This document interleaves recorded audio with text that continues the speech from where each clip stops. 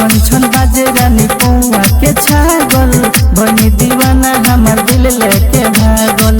जब लगावेलू तू ओठ लाली, जब लगावेलू तू ओठ लाली, सचो में रानी बना देलू पागल।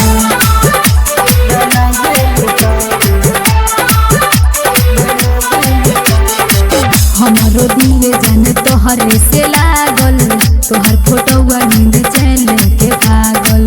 हमारो दिल जाने तोहरे से लागल, तोहर फोटोवा नींद चैन के भागल। खाला कसम तू कबहू न छोड़ब, खाला कसम तू कबहू न छोड़ब, आग मोहब्बत के दुनिया में लागल।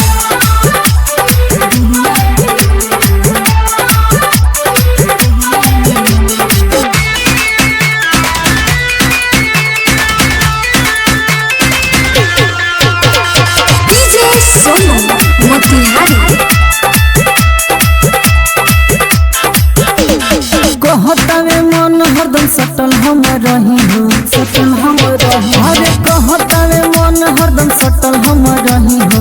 उठावा से ताके कुछ कहीं हो।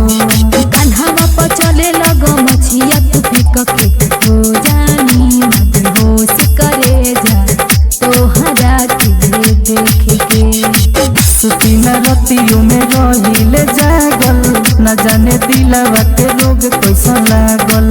सुती न रतियों में रहिले जागल, न जाने दिलवा के रोग कैसन लागल। जब लगावेलू तू ओठ लाली, जब लगावेलू तू ओठ लाली, सचो में रानी बना देलू पागल।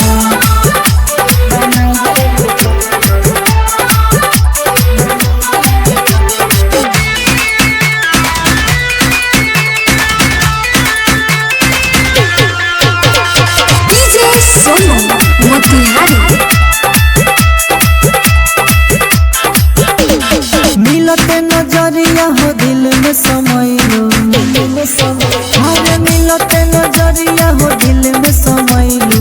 आवेलू सपनावा में जाने का कोइलू। जनव से ज्यादा जान तोहरा कमरी में, किसे करे महेश सुरेंद्र प्यार तोह से करिले। हमरे ला रब जी से बारू हो मांगल, कोयल जस बोलिया हो बोली लेखा जागल। हमरे ला रब जी से बारू हो मांगल, कोयल जस बोलिया हो बोली लेखा जागल। जब लगावेलू तू ओठ लाली, जब लगावेलू तू ओठ लाली, सचो में रानी बना देलू पागल।